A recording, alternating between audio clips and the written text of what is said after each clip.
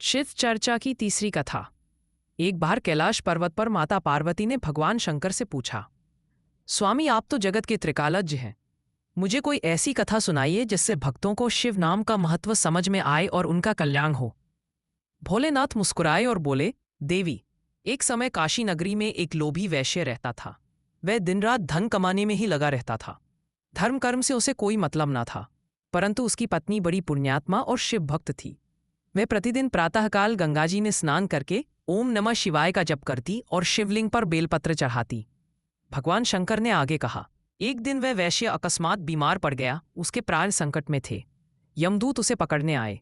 तभी उसकी पत्नी रोती हुई शिवलिंग पर बेलपत्र चढ़ा रही थी और ऊंचे स्वर से हर हर महादेव का जप कर रही थी। उसके इस प्रेम और भक्ति से मेरे गढ़ प्रकट हो गए और उन्हें यमदूतों को रोक लिया। यमदूत बोले, यह तो पापी वैश्य है, इसे हमें ले जाना ही होगा।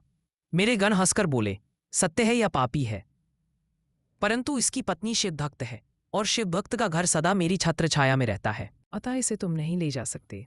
ऐसा कहकर मेरे गणों ने उस वैश्य के प्राण बचा दिए। बीमारी भी दूर हो गई।